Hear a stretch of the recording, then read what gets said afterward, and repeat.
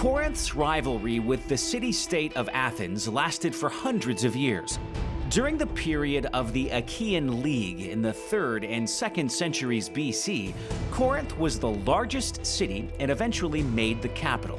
However, in 146 BC, the Romans destroyed Corinth and it was mostly abandoned. About 100 years later, in 44 BC, Julius Caesar refounded Corinth. As a Roman colony, the city was soon filled with freedmen, Roman army veterans, locals, and transplants from elsewhere.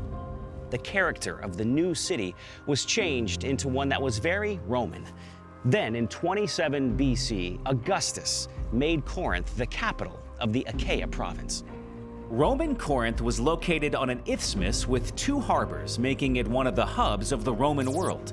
The harbor of Cenchreae on the east led to the Aegean Sea, and the harbor of Lechium on the west led to the Adriatic.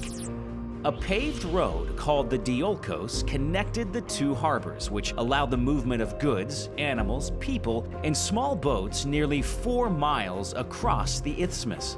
As a major transit hub, commerce thrived and the government collected plenty of taxes. About 15 or so years ago, I visited Corinth when doing a series on ancient Greece, and I learned the story of the Great Corinth Canal. In short, the idea to build 4 miles of canal through this strategic land goes all the way back to 602 BC, when Periandros, the tyrant of Corinth, wanted to accomplish the feat. He was scared out of the project, however, by a soothsayer who allegedly told him that building a canal through the isthmus would incur the rage of the gods.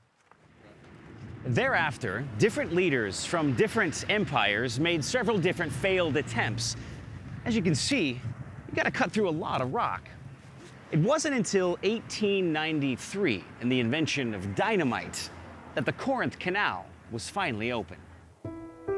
In 1858, Corinth was destroyed by a major earthquake.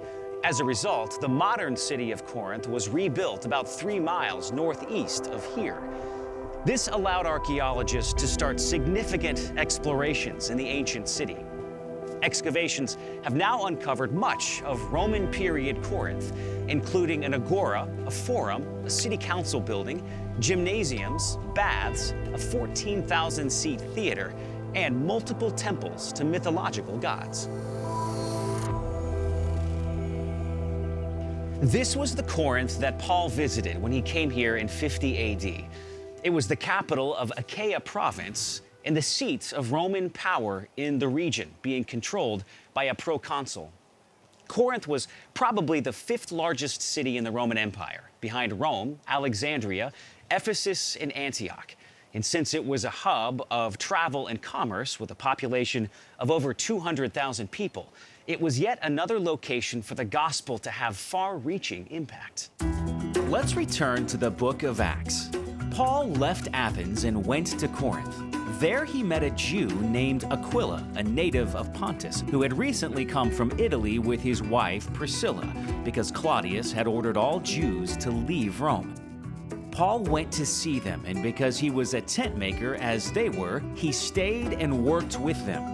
Every Sabbath he reasoned in the synagogue, trying to persuade Jews and Greeks.